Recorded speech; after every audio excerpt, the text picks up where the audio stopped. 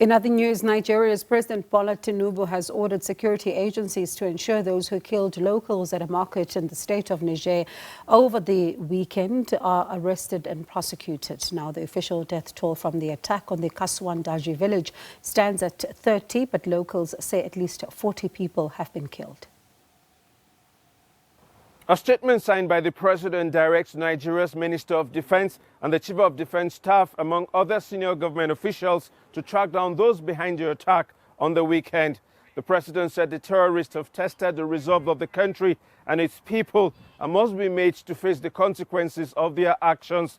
The terrorists attacked the Kasuwan Daji market in the Niger state around 4 p.m. local time on Saturday. Locals in the area said the terrorists were heavily armed and carted away food items after setting the market ablaze.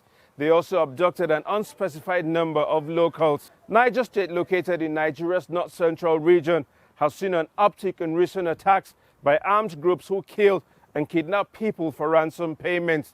In July, over 30 people were kidnapped in the state and families paid $35,000 for their return. In November, over 200 students were abducted from their school in the Papiri area of the state but were later rescued. Police authorities say a joint security team has visited the area and are prioritizing rescue operations. Kasim Akende, SABC News, Jos. And Tasim joins us live now this evening to bring us the very latest. Tasim, good evening to you and thank you so much for your time. So let's speak about the latest. Have they been able to get the motive? What's the latest with regards to this attack?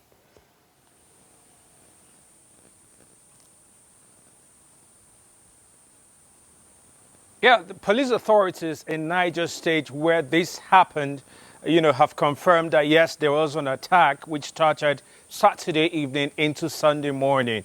They visited the area and have deployed personnel to ensure that they are going after the perpetrators. We are still putting our ears to the ground. There's no word yet as to whether they've been captured or the perpetrators have been captured, but there's very clear instruction from the president talking about the commander-in-chief of the armed forces for all the armed forces to work together, ensure that the perpetrators are held and made to face justice. That's the situation at the moment. People of Niger State saying about this?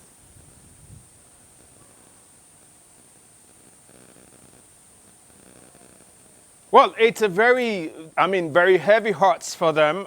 Niger State has, for a while now, experienced attacks, from different, on students, across locals generally. Last year, we had a similar attack in July, and much later in the year, at around November, we had these gunmen attacking a particular school where over 200 students were actually taken away. Of course, they were later,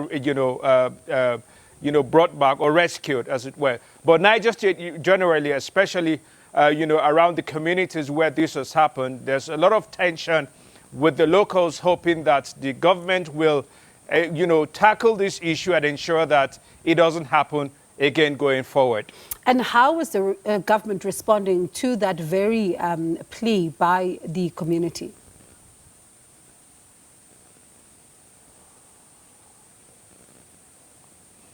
Yeah, the government, at the subnational level, talking about Niger State, before we even get to talk about what the president is saying at the national level, the government in Niger State has been working around the clock, ensuring that local communities are able to come together and, of course, volunteer information, talking about security around communities to appropriate agencies, the police, the army, and other security agencies. At the national level, the president, like I said earlier, has given clear-cut, instructions to the security agencies, talking about the army, the Air Force, the police, to ensure that they work together and ensure that the cries of not just the people in Niger State, we have these concerns in other states like Katsina, in Plateau here where I'm reporting from, in Zamfara, in Sokoto.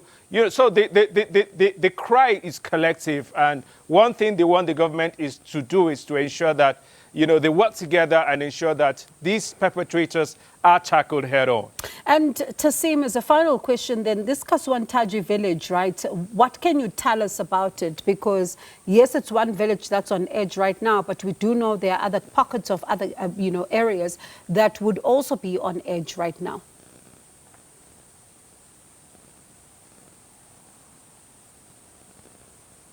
Yeah, Niger State, where this happened, like maybe a little bit of information background will, get us understand what is really happening. Niger State, has a lot of forest, and geographically, it has the largest landmass here in Nigeria. We have, areas, we have several forests around the area, making them a haven of some sort for these perpetrators to make their abductions and keep their hostages there. So this is the kind of terrain we're talking about.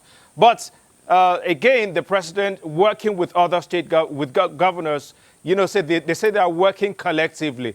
And they've given assurances that they are on top of the situation and they will make life unbearable for these perpetrators, these gunmen who kidnap people for ransom. It has become a business of some sort. But we have the assurances of the government to ensure that they are working round the clock, at ensuring that lasting peace returns, not just in Niger State, but other parts of the country, especially in the northern region. Let's see if they make good on their word then. Tasim, appreciate your time. Thank you so much for that. SABC News correspondent Tasim Akende live for us there in Nigeria, as we know that at least 30 people, but some of the people there in the village are saying it's around 40 people that would have been killed at that market. So we'll continue then to track this particular story for you.